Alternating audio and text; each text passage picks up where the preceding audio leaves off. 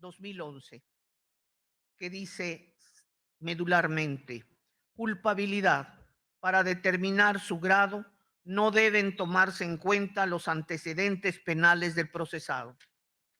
A través de la reforma publicada en el Diario Oficial de la Federación el 10 de enero de 1994, al artículo 52 del entonces Código Penal para el Distrito Federal, hoy Ciudad de México, en materia de fuero común y para toda la República en materia de fuero federal, para efectos de la individualización de la pena, se abandonó el criterio de peligrosidad, adoptándose el de la determinación del grado de culpabilidad acorde con el cual la pena debe imponerse por lo que el delincuente, yo diría el autor del delito, ha hecho y no por lo que es o por lo que se crea que va a hacer, pues se trata de un derecho penal de hecho, de acto y no de autor.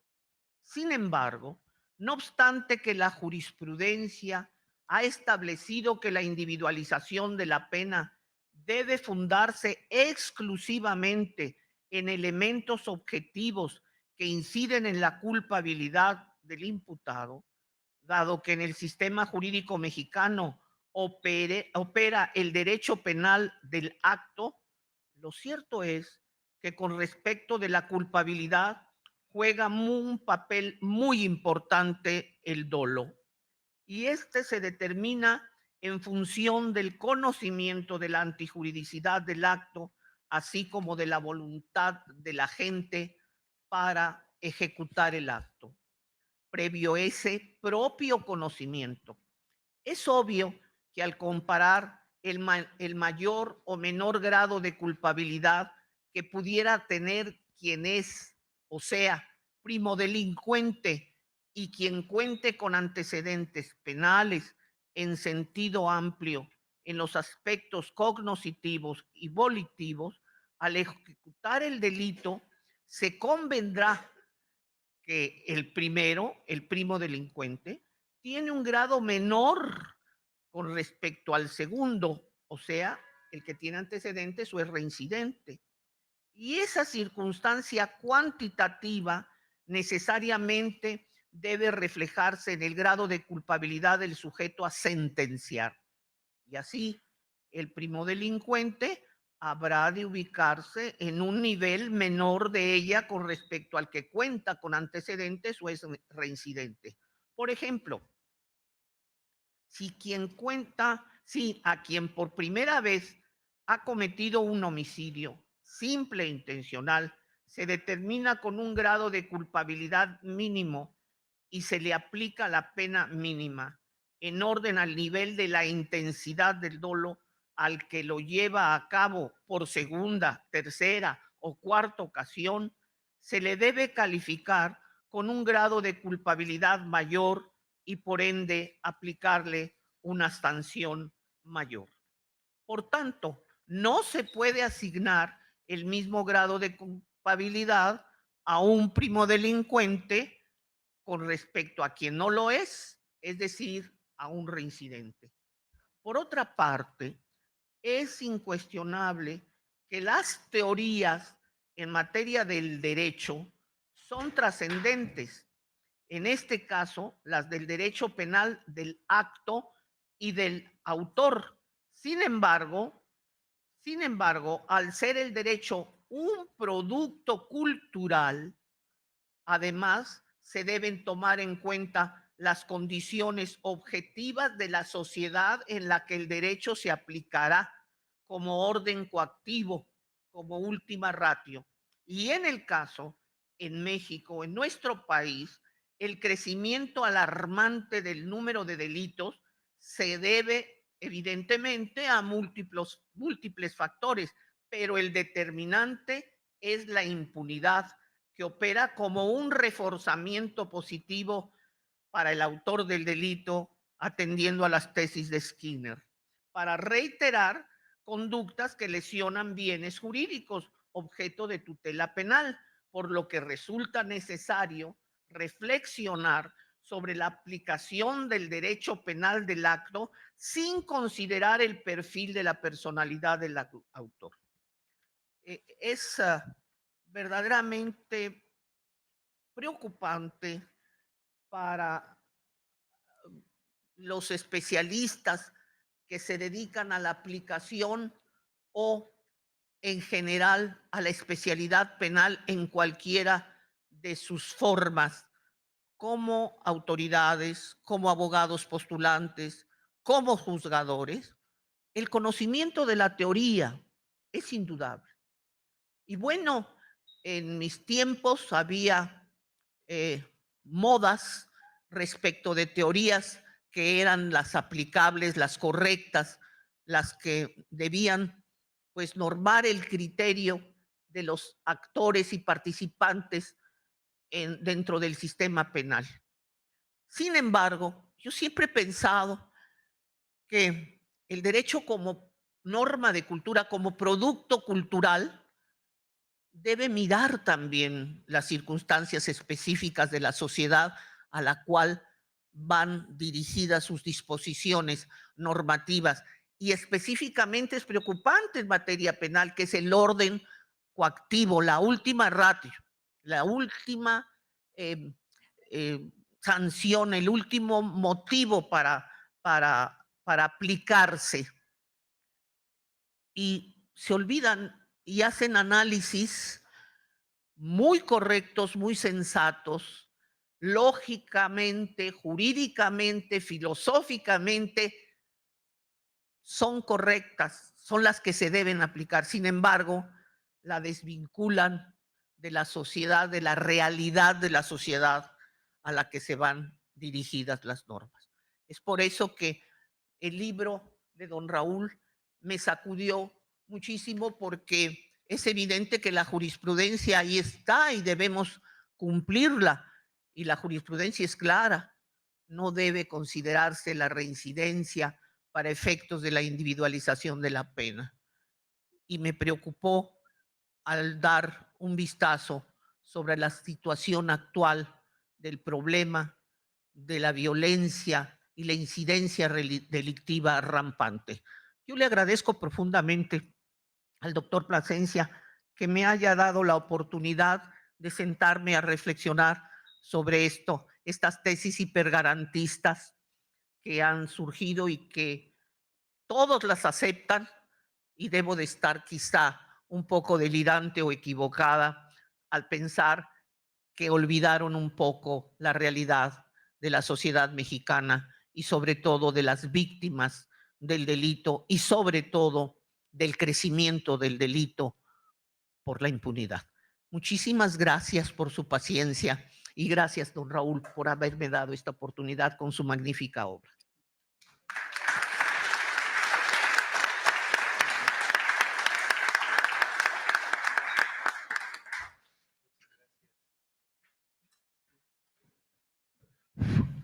Muchas gracias,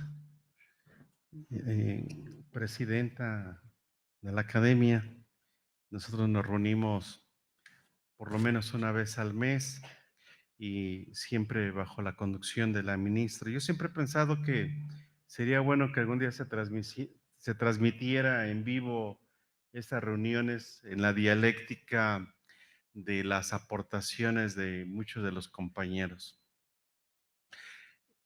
Y me corresponde ahora hacer unas consideraciones sobre el libro. Hay tres detalles que siempre enmarco, que cuando me piden mi currículum, yo siempre les pido que solamente con tres cosas que me llenan de una enorme satisfacción. Soy profesor actualmente de posgrado desde hace 20 años, tengo 38 años dando clases y por eso me gusta que me asignen profesor universitario de posgrado. Y tengo 20 años como magistrado de circuito y también lo llevo con mucha pasión y mucho orgullo ser magistrado. Y finalmente, desde hace algunos pocos años, también soy miembro de número de la Academia Mexicana de Ciencias Penales. Esas tres características para mí son mucho más que suficientes. Me une una enorme amistad, un enorme respeto con Raúl, Gracias. y cuando hicimos la propuesta de presentar su obra jurídica, traté de plantear desde distintos puntos qué podría decir acerca de la obra culpabilidad e imputación penal.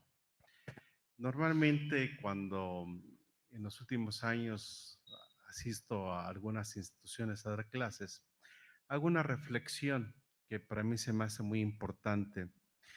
Cuando decidí estudiar Derecho, es obvio que tuve que ingresar a la Facultad de Derecho. Y yo me pregunto, después de hace más de 45 años, ¿por qué a la Facultad de Derecho? Y es obvio que la respuesta tiene que ser lógica, ¿no?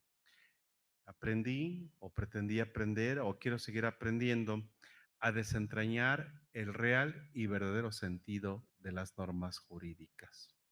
Hermenéutica. Para mí es a lo que vamos a las escuelas o facultades de derecho. Aprender la ciencia de la hermenéutica. Desentraño el real y verdadero sentido de la norma positiva, de la norma jurídica. Después advierto problemas sociales, jurídicos, fácticos de la vida real y por lo tanto, a través del derecho, eficiente y eficazmente, dependiendo de esa capacidad cognitiva, es como plantearé la solución de ese problema. Y desde luego que debe de ser una solución eficiente. A partir de este contexto, una de las cuestiones que mucho me ocupa cuando advertimos la materia de derechos constitucionales, derechos humanos, garantías individuales y tutela del juicio de amparo, en materia penal el eje estructural, dos principios: exacta aplicación de la ley en materia penal y debido proceso penal. Y el artículo 14, en sus párrafos segundo y tercero, los establece perfectamente bien. Nadie puede ser privado, entre otros bienes jurídicos, de su libertad, si no es mediante un juicio seguido ante los tribunales previamente establecidos, en los que se sigan las formalidades esenciales del procedimiento y con arreglo a las leyes expedidas con anterioridad al hecho. Y en los juicios del orden criminal, dice el párrafo tercero, queda prohibido imponer por simple analogía o mayoría de razón pena alguna que no sea exactamente aplicable al delito de que se trata. En este propio contexto, si nosotros analizamos el resto de las normas legales, podríamos advertir que hay un derecho sustantivo y un derecho procesal.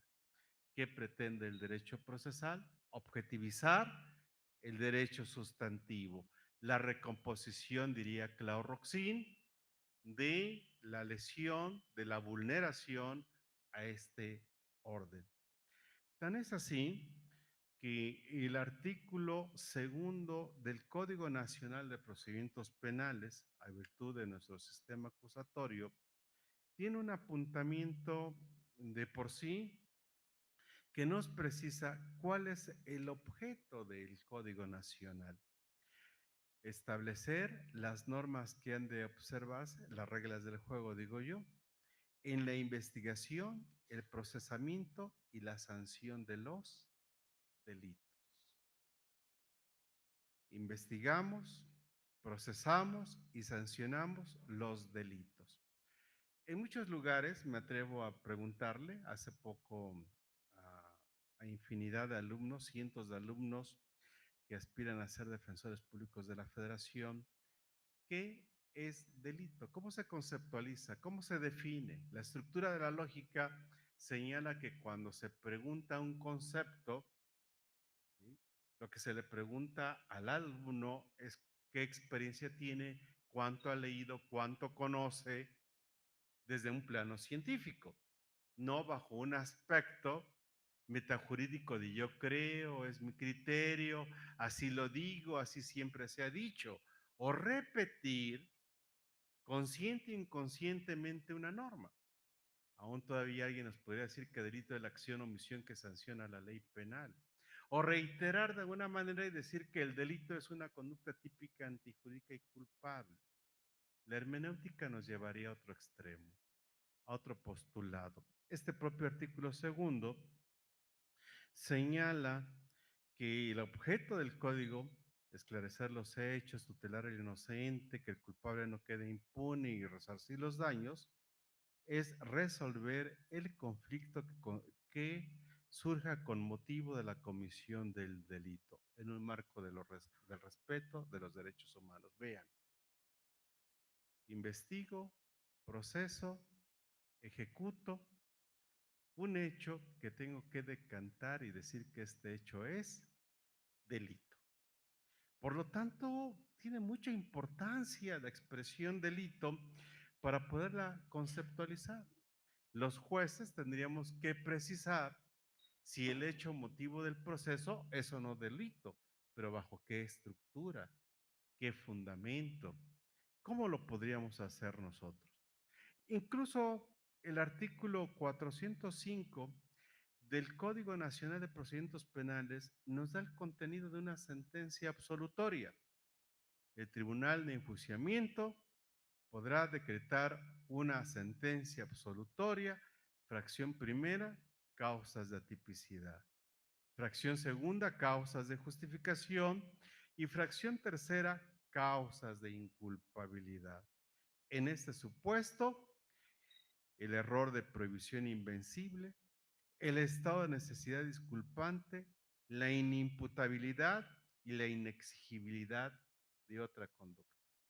Qué interesante sería para los jueces y para las partes, en su estrategia, en su dialéctica del conflicto jurídico penal, poder hacer planteamientos sobre un aspecto de inculpabilidad, lejos de alegar que su cliente no estaba ahí, que estaba en otro lado, que le pusieron el arma, que cállate, que no declares, que no te cares. La estructura de una estrategia bajo un método científico desentrañando hermenéuticamente el contenido de la norma jurídica. Tan es así que 406, cuando se refiere a la sentencia condenatoria, puntualmente en su último párrafo señala: en toda sentencia condenatoria se argumentará por qué el sentenciado no está favorecido por ninguna de las causas de atipicidad, justificación o inculpabilidad. El juez, oficiosamente, en suplencia, tiene un deber formal jurídico: decir por qué no existe una causa de exclusión del delito, lo aleguen o no lo aleguen las partes. Desde luego que ese pronunciamiento puede ser bajo la estructura de una lógica formal. Si afirmo que hay delito, ergo no hay causa de exclusión, pero para ello tengo que cumplimentar como juzgador de todas las pautas de una sentencia condenatoria. Se ha reformado nuestra legislación adjetiva, no así la sustantiva. El artículo 15 del Código Penal Federal, el delito se excluye cuando, y nos da los supuestos: la ausencia de conducta en la fracción primera, la tipicidad en la fracción segunda, en las fracciones tercera, el consentimiento del titular, cuarta, defensa legítima, quinta, estado de necesidad, en la sexta, el cumplimiento de un deber o el ejercicio de un derecho, serán causas de licitud, causas justificatorias que excluyen la antijuridicidad. Fracción séptima: al momento de realizar el hecho típico, el agente no tenga la capacidad de comprender el carácter lícito de aquel o de conducirse de acuerdo con esa comprensión en virtud de padecer trastorno mental o desarrollo intelectual retardado, a no ser que el agente hubiere provocado su trastorno mental dolosa o culposamente, en cuyo caso responderá por el resultado típico siempre y cuando lo haya previsto o le fuera previsible. cuando la capacidad que se refiere el párrafo anterior solo se encuentre considerablemente disminuida, se estará lo dispuesto por el artículo 69 bis de este código. Esto es una causa de inimputabilidad o ausencia de capacidad de ilicitud. Octavo, se realiza la acción o la omisión bajo un error invencible. A. Sobre alguno de los elementos esenciales que integran el tipo penal. O B. Respecto de la ilicitud de la conducta, ya sea porque el sujeto desconozca la existencia de la ley o el alcance de la misma, o porque crea que está justificada su conducta. Esto es la ausencia de la conciencia de la antijuridicidad, porque tiene una falsa apreciación sobre los elementos del tipo penal o sobre la prohibición de la conducta. Novena. Atenta a las circunstancias que concurran en la realización de una conducta ilícita, no sea racionalmente exigible al agente una conducta diversa a la que realizó en virtud de no haberse podido determinar actuar conforme a derecho. No exigibilidad racional de otra conducta. En el tema de la inculpabilidad, la sistemática, la dogmática, la doctrina mexicana apunta a estas tres fracciones: octava, séptima, octava y novena. ¿Sí? Falta o ausencia de capacidad de ilicitud, ausencia o falta de la conciencia de la antijuricidad y la no exigibilidad racional de otra conducta. Tal parece que la lectura no tendría ningún cuestionamiento, pero en tal de los casos, en un argumento a contrario sensu, tendríamos que encontrar nosotros cuáles serían los elementos positivos. Todos los autores, todos, sin excepción, van a encontrar los elementos de la culpabilidad, capacidad, conciencia y exigibilidad, a contrario sensu de las causas de exclusión del delito. Por ello, el delito se señala que constituye dos juicios de desvalor sobre un hecho y sobre su autor, y determinar que el hecho es típico y antijurídico para conformar el juicio de reproche o la reprochabilidad a su autor en cuanto éste tenga capacidad, conciencia y exigibilidad.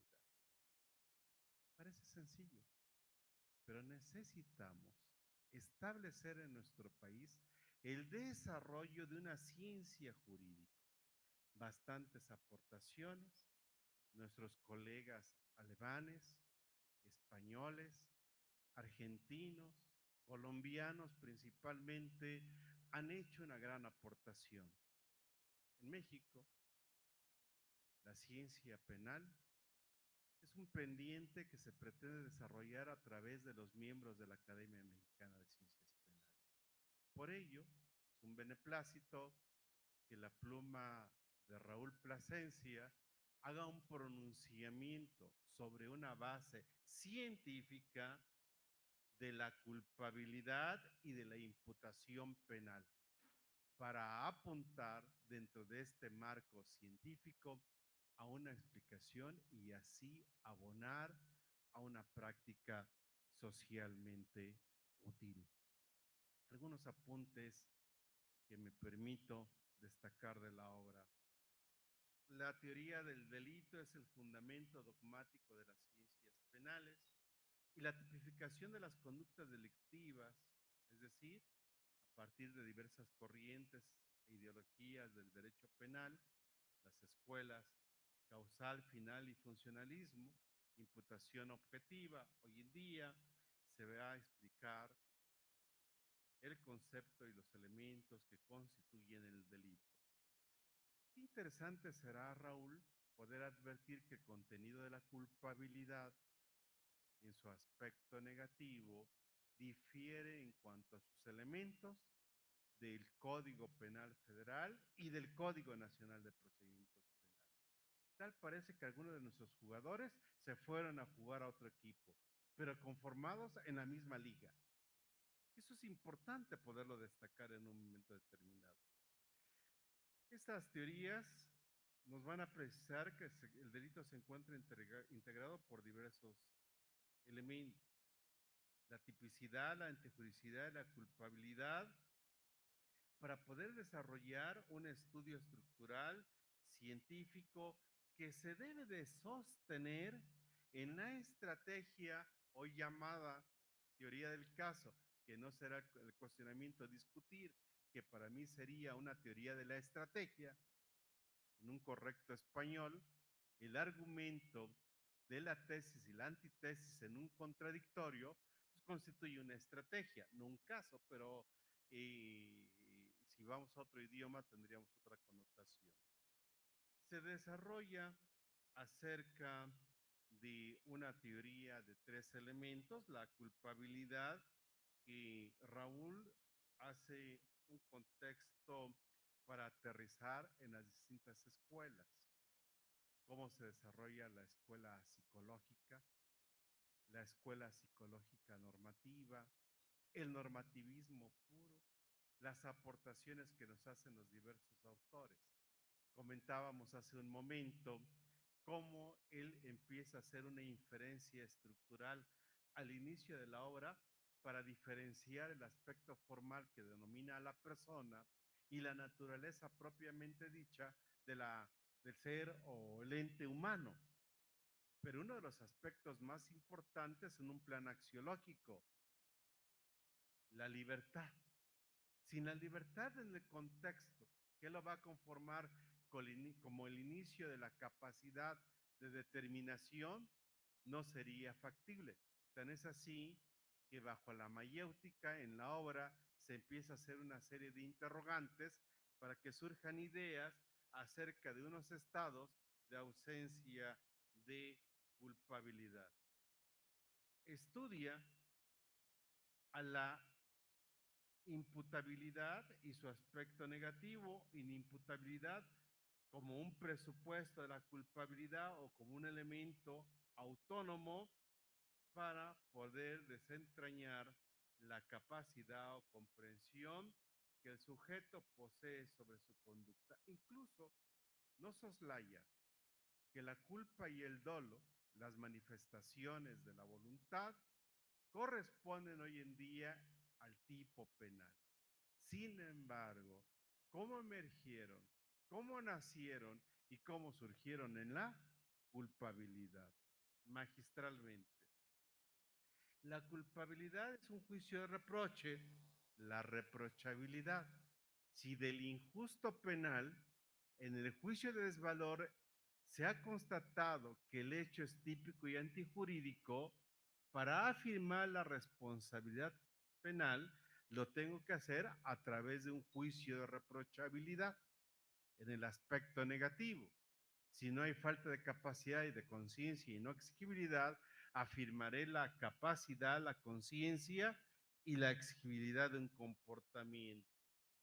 Es incuestionable la estructura metodológica que la propia obra nos decanta sustancialmente en cada uno de los aspectos. Lo interesante es el contexto científico de la misma. Encontrar a un autor en su vasta experiencia teórica y práctica, como diría Mao Zedong, que hace verdaderamente al maestro, el dogma y el pragma, puede desentrañar y puede llevarnos paulatinamente a todos estos aspectos positivos y negativos para conformar, al finalizar la obra, el desarrollo de la sistemática jurídico-penal para incluso poder hacer análisis estructural de lo que sería la imputación, el desarrollo, las puestas en peligro, los riesgos para poder desencadenar, ¿sí?, esa propia reprochabilidad.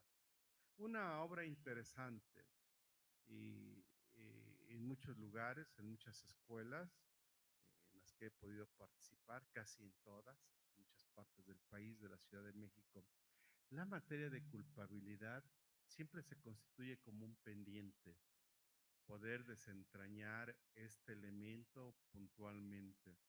Recuerdo que esta materia hace 20 años, cuando empecé a dar clases en el posgrado, el maestro Ricardo Franco Guzmán lo podría aportar. Doña Olga Islas de González Mariscal nos aportaba mucho con elementos y presupuestos típicos. Y Raúl Carrancá y Rivas nos hablaban de temas consustanciales al juicio de amparo o temas de teoría, el estudio de la norma jurídica, pero sin lugar a dudas desencadenar, desarrollar el tema de la culpabilidad, creo que es uno de los temas más finos que se deben que abordar y que abonar. En la praxis judicial, después de leer este libro, he integrado 4 tribunales colegiados y una enorme discusión, Raúl, ministra, para poder determinar temas de reprochabilidad en circunstancias de vulnerabilidad y de género. Hablaba la ministra hace un momento acerca de aquella mujer que bajo un trauma postparto privó de la vida a su esposo. Pero nosotros conocemos muchos temas respecto a personas que ya cometieron homicidios, mujeres que eran en circunstancias vulnerables, atacadas constante y permanente, reiteradamente por actuares del esposo o por actuares de otras situaciones, para poder ir decantando cada una de las circunstancias, si podríamos estar o no en una circunstancia de inimputabilidad denominada falta de capacidad de ilicitud. Habría un trastorno mental, un desarrollo intelectual retardado. ¿Cuál es la prueba idónea que tendría que constatar fehacientemente ese propio estado? La circunstancia propiamente de vulnerabilidad era concurrente. Las personas que en un momento determinado creían que traían consigo una antigüedad, y el Ministerio Público ejercía acción penal contra ellos por portar un arma de fuego reservada para las Fuerzas Armadas cuando era un mosquetón de la colonia. Es verídico. Un joven heredó de su bisabuelo infinidad de artefactos y se dedicó a venderlos a un anticuario. Y un día puso en una sábana un mosquetón que yo creo que trajeron en la Niña, en la Pinta, en la Santa María, y en la calle fue detenido verdaderamente. Se los digo porque yo llevé el caso concreto. Y el Ministerio Público ejerció acción penal en contra de esta persona porque se sostuvo que era un arma de fuego reservada para las Fuerzas Armadas. Digo, pues sí, pero de la colonia. Pero no tenía gatillo percutor, no tenía el mecanismo de expulsión, tenía cientos de años. Y el juez sostenía, y el Tribunal de Apelación, que era un delito de resultado formal, que bastaba la puesta en peligro. ¿Sí? Y recuerdo que el proyecto que me dieron a mí era niega el amparo liso y llano. ¿Cómo me gustaría haberle dicho, Raúl, por qué no lees el libro del doctor para que puedas advertir lo que es un error de tipo invencible? Un error de prohibición invencible. El Señor nunca se representa en esa voluntad libre que lleva un arma de fuego. ¿Cuántos supuestos nosotros encontramos como magistrado unitario, estados 5 unitarios, en donde unas personas son detenidas con armas de fuego de grueso calibre y el juez les puso 18 años de prisión porque tenían permiso para portar una pistola, pero no el R-15? Y entonces se precisó que sabían que tendría que tener un permiso especial para portar esas armas. Y el argumento era muy sencillo, incluso que me dijo una de las esposas de uno de ellos. Se tiene 25 años y en 25 años le han dado esa arma de fuego, bueno, varias. y se los dan sus jefes. ¿Cómo él puede cuestionar si va de custodio de valores que tiene que llevar un permiso especial para portar ese R15? La escuela había puesto 18 años. ¿Podríamos considerar que habría un error de prohibición? ¿Qué es la no exigibilidad racional de otra conducta cuando se planteaban supuestos que nosotros analizamos? Hablaba el tema, la ministra de la señora que balea al esposo en una noche oscura, ¿no? Es muy similar a un joven que en estado de ebriedad se salta la barda de los papás, estaba muy ebrio, quería saludarlo, creo que le entró el sentimiento bueno, el ingur. Y como él sabía, pues, toda la juventud se saltaba la barda de su casa, entra por la cocina, sube a la recámara de los papás y atrás de la puerta el padre saca un arma y balea la puerta y queda muerto el joven. El juez de primera y segunda instancia dijo que no habría defensa legítima porque nunca estaba en peligro los bienes jurídicos del señor. Era su hijo, lo quería felicitar. Pero ¿le podríamos exigir racionalmente otra conducta, Raúl? ¿Por qué hacemos esas decisiones? ¿Por qué determinar o decantar extremos en tal o cual circunstancia? Es muy común, y con todo respeto de esta audiencia, que el litigante nos diga, súpleme la deficiencia de la queja. Yo les diría, pues coopera para comprar el libro de Raúl por lo menos.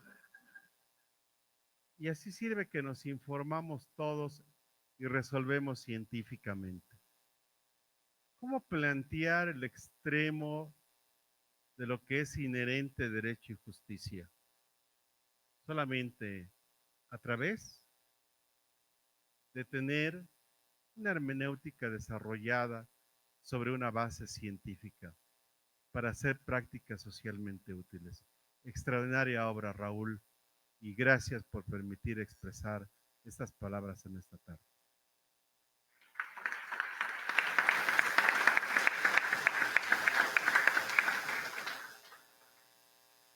Nos toca ahora que el autor de la obra, el doctor Raúl Plasencia Villanueva, nos haga algunas consideraciones sobre lo expuesto en la misma. Daré algunas simples notas curriculares y tengo una breve reseña, pero también por ahí conseguimos su currículum completo y verdaderamente es inmenso. Es doctor en Derecho por la UNAM, especialista en Ciencias Penales y maestro en Derecho, también por la División de Estudios de Posgrado, y tiene otra licenciatura, tiene una licenciatura por la Universidad Autónoma de Baja California.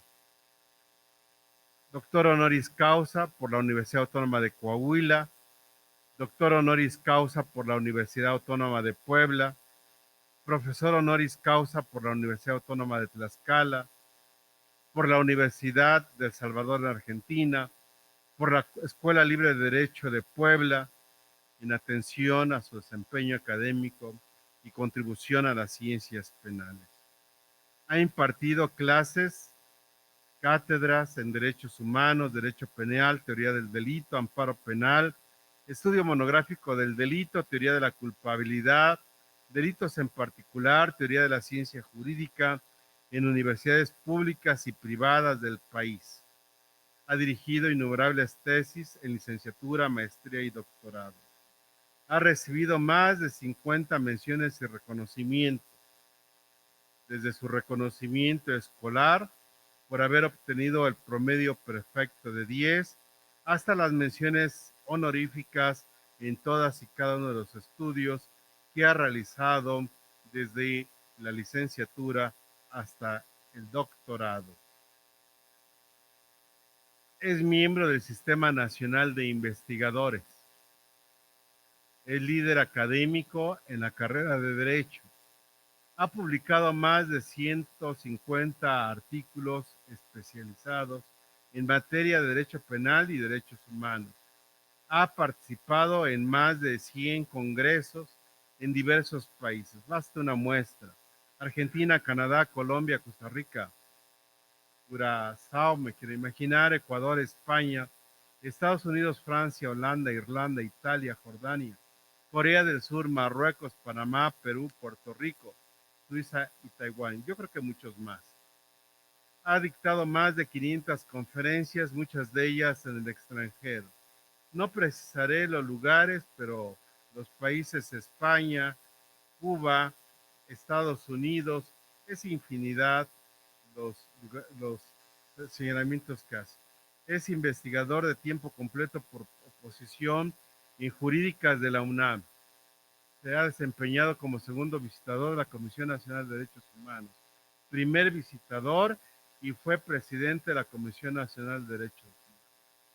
Se desempeña como abogado postulante, consultor y profesor de tiempo completo en el Instituto Tecnológico Autónomo de México.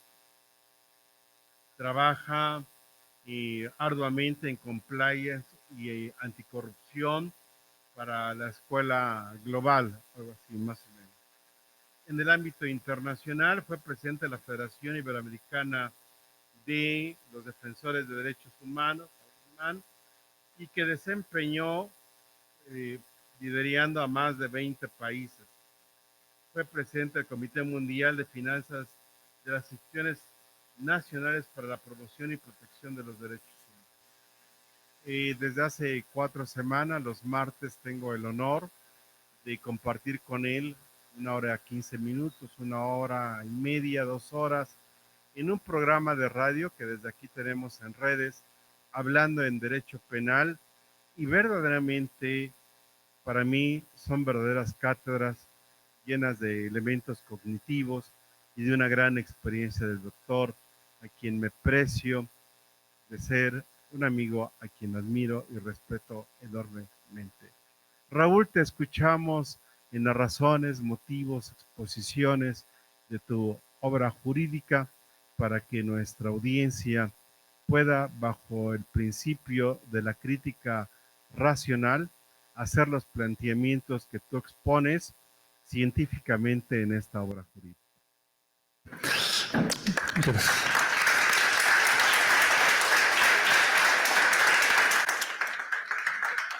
Muchas gracias y muy buenas tardes. Estimada maestra Victoria Dato Green, ministra en retiro de la Suprema Corte de Justicia de la Nación y presidenta de la Academia Mexicana de Ciencias Penales. Muchas gracias por la afectuosa presentación. Sabe que le tengo un gran aprecio y afecto de hace muchos años y sobre todo su presencia aquí con estos comentarios a la obra. Muchas gracias. Estimado doctor Miguel Ángel Aguilar López, miembro de la Academia Mexicana de Ciencias Penales, profesor de posgrado y destacado magistrado federal. Estimado Miguel Ángel, también muchas gracias por acompañarme en esta presentación y sobre todo por las muy generosas palabras que has expresado respecto de la obra y sin duda que también respecto de mi persona y que se refieren al afecto que nos tenemos mutuamente y que sin duda es compartido. Estimadas amigas y amigos que nos acompañan el día de hoy, en principio quiero también hacer patente el agradecimiento al Instituto Givo por la generosidad para organizar esta presentación del libro. Un instituto que en estos últimos 3 años se ha ido caracterizando como ser un centro de análisis y reflexión científica sobre temas penales. En particular, un agradecimiento a su directora académica, la doctora Marisa Jaramillo, así como al director general de este instituto, el doctor Hermes Bojorques, por permitirnos estar aquí presentes y sobre todo por esta magnífica organización. Pero también de manera muy especial quiero agradecer la presencia de mi familia, mi esposa, que me ha acompañado durante las últimas 3 décadas, con paciencia y amor, así como a mis hijos que aquí se encuentran, de quienes he sacrificado el tiempo de convivencia y en muchas ocasiones la paciencia familiar para poder concluir esta obra. Muchas gracias por acompañarme y estar aquí también presentes. El análisis del delito y de las condiciones bajo las cuales una persona puede ser penalmente responsabilizada, nos coloca en la condición de revisar sin duda el tema de la culpabilidad, pero no desde una perspectiva moral, es culpable o inocente la persona, sino más bien de los elementos que pueden en un momento determinado justificar la imposición de una pena hacia alguien. La persona que mató, pero que no tenía ninguna otra opción de reaccionar, sino solamente esa, merece una pena o en todo caso no debiésemos determinar ninguna culpabilidad en torno a la misma. Cuando tratamos de adentrarnos en esta categoría del delito, como la califico yo, es muy común que al revisar los textos legales encontremos 2 páginas, 3, un capítulo o medio capítulo que hace referencia a la culpabilidad. Cientos de páginas y de capítulos harán referencia a qué es el delito, la acción, las teorías sobre la misma, la tipicidad, la antijuridicidad, las causas de justificación, las causas de atipicidad. Y cuando llegamos a la culpabilidad, nos quedamos con unas cuantas líneas. Y esto me parece que ha generado alguna complejidad para poderla llevar a la práctica. Si volteamos la mirada, lo que establece el Código Penal Federal y el Código Penal de la Ciudad de México, aquí lo refería muy bien, de manera muy atinada y precisa, el magistrado Miguel Ángel Aguilar. El artículo 13 del Código Penal Federal, 24 y 25 del Código Penal de la Ciudad de México, son muy claros en el sentido de que cada autor o partícipe de un delito va a responder en la medida de su propia culpabilidad. No dice en proporción del delito cometido, hace referencia en la medida de su propia culpabilidad. El artículo 5 del Código Penal de la Ciudad de México reconoce e integra de manera expresa el llamado principio de culpabilidad. No podrá aplicarse ninguna pena sino solo siempre y cuando esté determinada la culpabilidad. Nula pena sine culpa. Un principio que se gestó hace varios siglos y que en el propio Código Penal está incluido de manera expresa.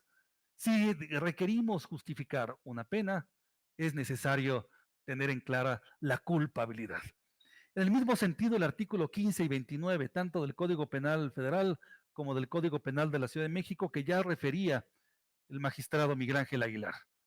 Se establece como causa de culpabilidad, causa de inculpabilidad, que el sujeto no pudiera comprender el alcance de lo que estaba haciendo al momento del hecho. No tenía la capacidad de comprender. Se hace referencia también a las acciones libre en causa, al estado de necesidad exculpante, al error de prohibición, a la no exigibilidad de otra conducta.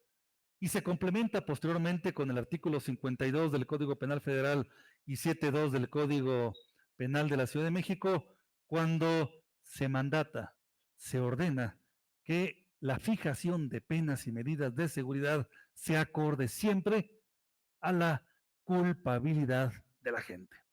En este orden de ideas, sin duda, que cuando volteamos la mirada hacia el artículo 405, 6, 410 y 422 del Código Nacional de Procedimientos Penales y reiteran en torno a las causas de inculpabilidad y aluden precisamente a la necesidad de que la culpabilidad, se encuentre acreditada, es ahí en donde surge precisamente la necesidad de tener que adentrarnos al conocimiento del mismo.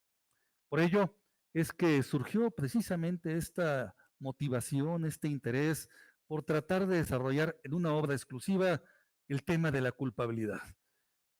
La evolución de este concepto ha transitado por diversos momentos, desde aquella antigua idea de que la culpabilidad era el continente de toda la parte subjetiva del delito, con perspectivas psicológicas, normativistas, vinculaciones mentales entre autor y el delito, o bien la perspectiva normativa. Hasta, en buena medida, modelos actuales que hacen referencia a cómo imputar objetivamente a un sujeto el delito, pero continúa la pregunta en torno a cómo analizar y determinar la parte subjetiva que incidió al momento en el que el sujeto llevó a cabo el comportamiento y generó cierta consecuencia, cierto daño o puesta en peligro para un determinado bien jurídico. Por ello, es que nos parece que para poder entender y comprender de manera adecuada la culpabilidad, debemos partir de 3 conceptos esenciales. Número 1, la idea de libertad. Y en el primer capítulo de la obra aludo a la idea de libertad. ¿En qué consiste y qué hacemos y ante qué nos enfrentamos cuando el sujeto lleva a cabo algo, pero no ha sido en ejercicio pleno de su libertad, sino por influencia, por factores externos que inciden o por factores insuperables internos, fisiológicos, orgánicos que están presentes? Cuando sufre un ataque de ansiedad, de celos, estrés, reacciono de manera distinta a la que hubiera reaccionado al margen de ese tipo de trastorno. ¿De qué manera incide esto en la conducción de mi voluntad y en el ejercicio de mi libertad? Lo que llevé a cabo bajo esta influencia debe en todo caso ser juzgado en igualdad de circunstancias que al margen, o no es el caso. Segundo tema tiene que ver con la dignidad humana. Y la dignidad humana o dignidad de la persona, como la llaman algunos otros autores, tiene que ver con esos derechos que deben respetarse a la persona y particularmente cuando se busca imponer una pena. ¿Cuál es el límite de la misma? El por qué y el para qué de esta. Y también abordamos en el tema, en el propio libro, la idea de la persona. En algunas épocas de la historia se consideraba como no persona a quien no tenía uso de razón. Hoy por hoy, esto sería una sin razón. Todo ser humano es considerado como persona, pero algunos enfrentan condiciones mentales que habrá que revisar en qué extremo inciden, influyen para darles un trato igual a las demás personas, más favorable o bien diferenciado. La evolución del concepto de culpabilidad ha ido orientándose hacia el tema de las motivaciones, que quedan como la parte central de la misma. ¿Qué es lo que motiva al sujeto a cometer el delito? Me parece es lo que tendremos que revisar cuando analizamos la cuestión de la culpabilidad. Por ello, algunos autores hoy por hoy han preferido orientarse más bien hacia la idea de la llamada imputación objetiva o subjetiva, útil, manifiestan, para poder responsabilizar a la persona, no propiamente por el hecho de que ante varias alternativas de actuación eligió la más lesiva o peligrosa para el bien jurídico, sino por la vinculación que necesariamente debe existir entre el sujeto activo, y el peligro o bien el daño ocasionado al bien jurídico, lo cual va a constituir una elaboración orientada a considerar la imputación como un juicio a través del cual se decide por cuáles comportamientos o acciones un sujeto puede ser responsable a propósito de cierto hecho.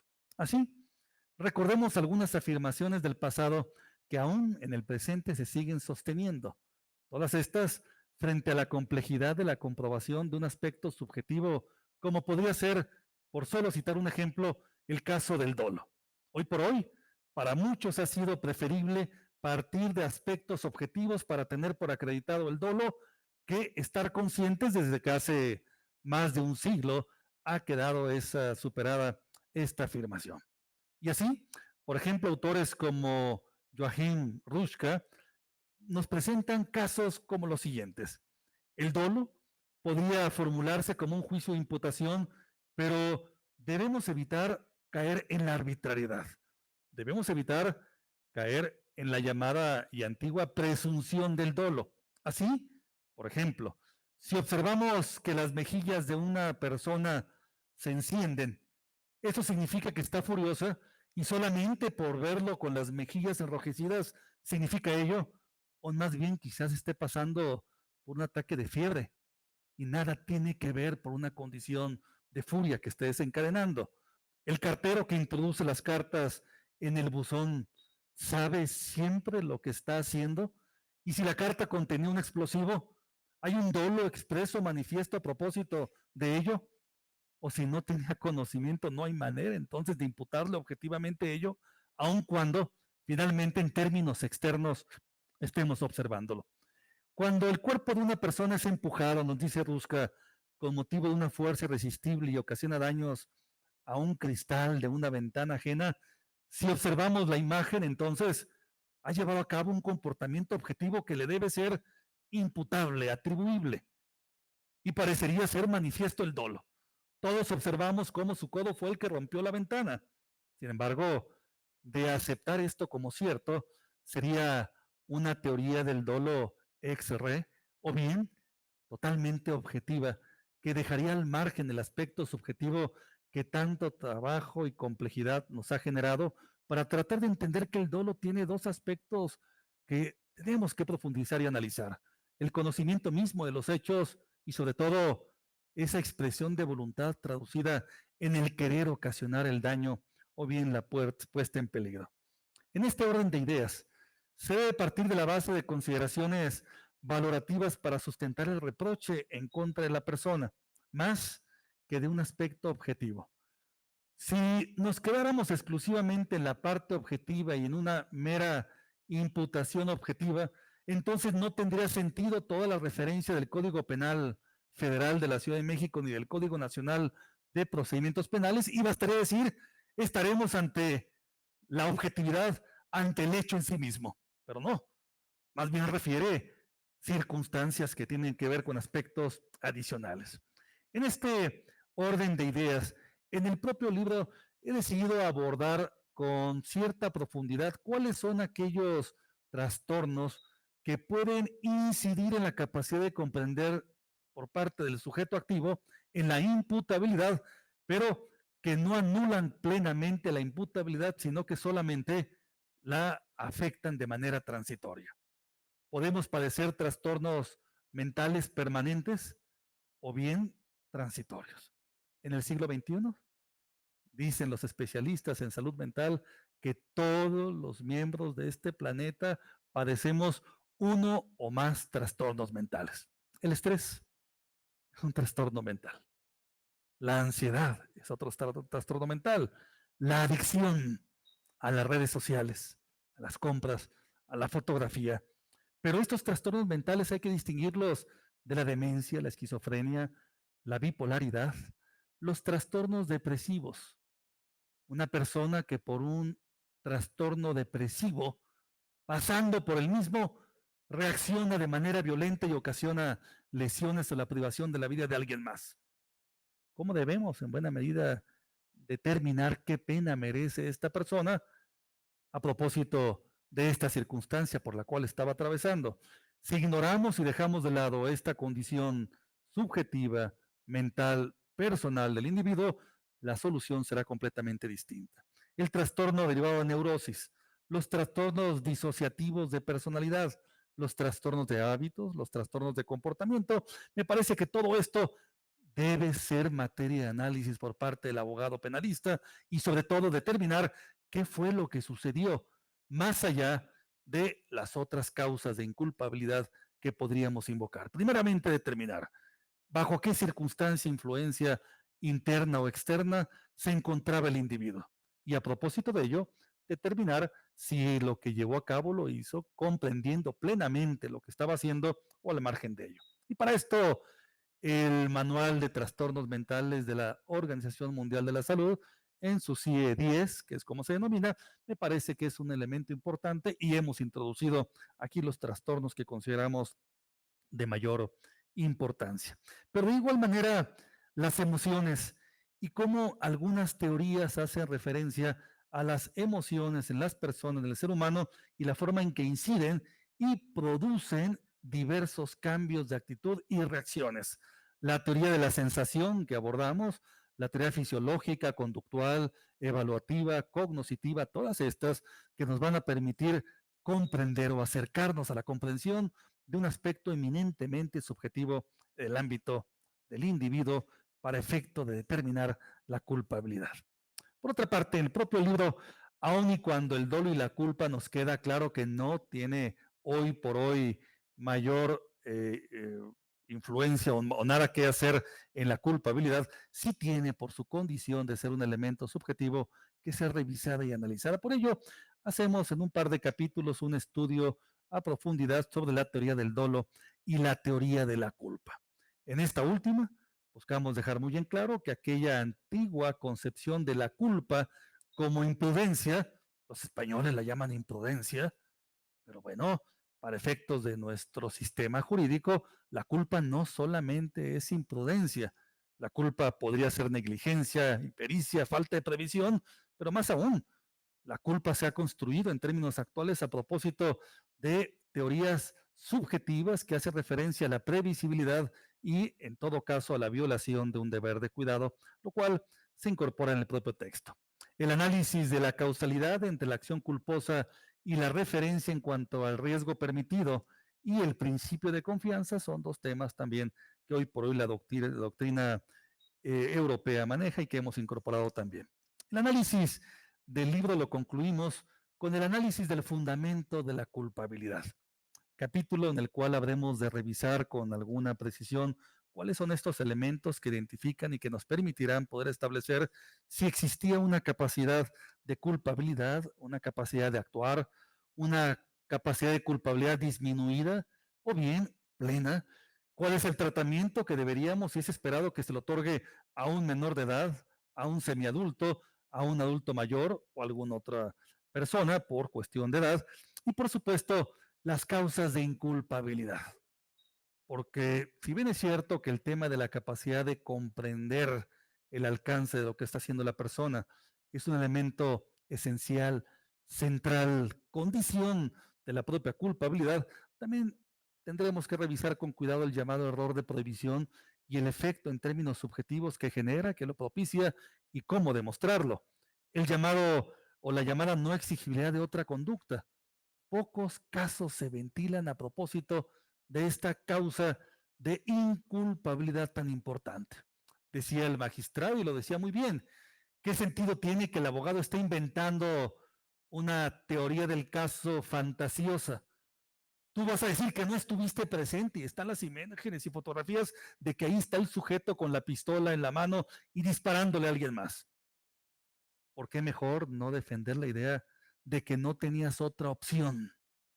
El policía que está tratando de cumplir con su deber, con su pistola, quizás esta de la época de la colonia o del siglo XIX, tratando de enfrentar a alguien con una pistola automática, ¿qué le podemos exigir? ¿En qué condición se encuentra?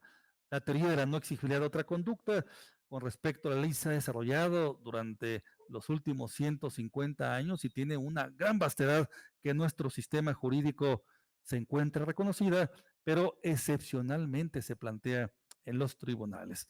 Y sin duda que el tema de la imputación penal, que es algo con lo cual terminamos y hacemos algunas observaciones en torno a estas posturas manejadas tanto por Jacob como por Roxin, tratando en buena medida de reorientar el ámbito del estudio de la culpabilidad sobre otros linderos, pero que evidentemente en un sistema jurídico como el nuestro deberíamos de partir de la base si el código sustantivo y adjetivo han abandonado algunas posturas o bien si nos encontramos obligados a tener que seguir por lo menos defendiendo y planteando las mismas. Así, la presente obra busca ser un elemento de apoyo para profesores, estudiantes, abogados, en general, por supuesto, jueces y magistrados que deseen conocer y profundizar en la idea de la culpabilidad.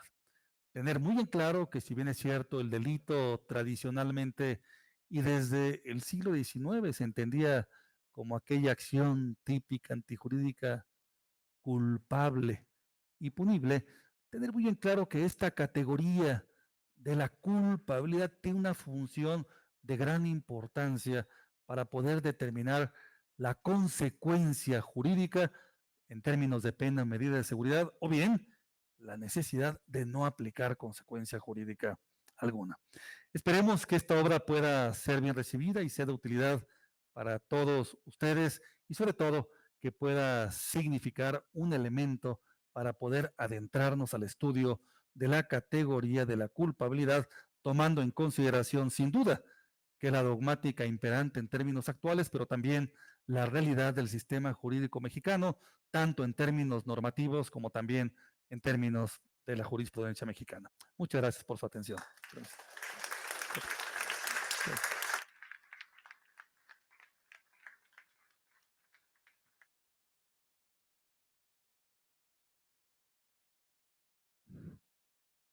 Hemos escuchado con mucha atención al doctor Raúl Plasencia y sus consideraciones que lo llevaron a escribir esta obra jurídica.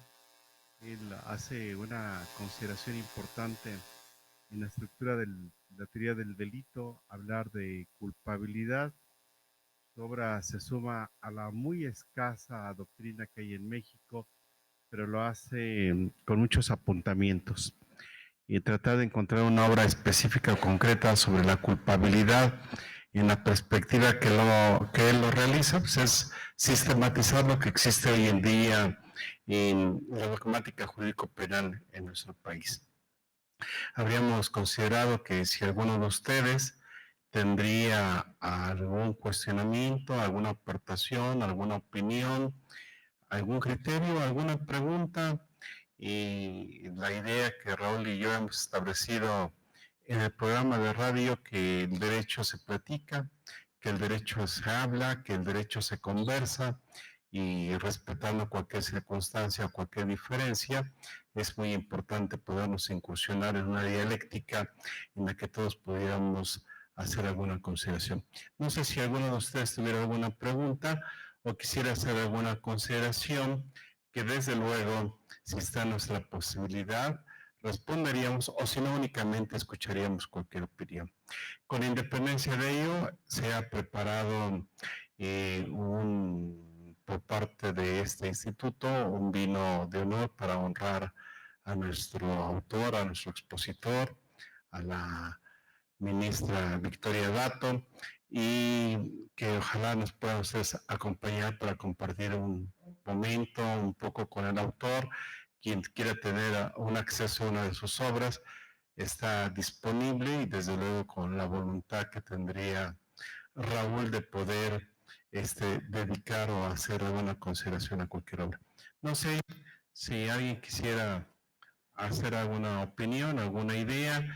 Y si no es así, desde luego que estaremos siempre abiertos, siempre aperturados para poderlos escuchar, para poder participar y podernos sumar a lo que la ministra hace rato platicábamos, su enorme preocupación porque nuestro país decante en una democracia, en una república, en un sustento en derecho y en justicia que ella estima que debe de imperar en nuestra nación, y que advierto que tiene una enorme preocupación.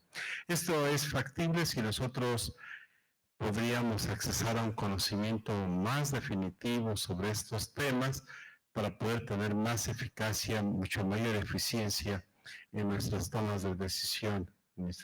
Un pueblo cognitivo, preparado en todos los aspectos, es un pueblo mucho más fuerte. Por eso aplaudimos las obras de nuestros compañeros miembros de la Academia Mexicana de Ciencias Penales. ¿Alguna consideración que tuvieran ustedes? Si no alguien quiere platicar o conversar, siempre estaremos abiertos para seguirlo haciendo. Esta institución está abierta para ustedes. Si no hay alguna otra consideración, ministra, que quisiera usted expresar. Y Raúl, ¿algo más que quisiera señalarnos o decirnos? Pues muchísimas gracias. Verdaderamente apreciamos la gentileza de su presencia, y reciban de nosotros tres un abrazo lleno de afecto, lleno de amistad y lleno de cariño. Por favor, no se vayan sin antes tomar una copa de vino, platicar un momento con nosotros, y aquí estaremos para escucharlo. Damos por concluida este aspecto formal. Muchísimas gracias.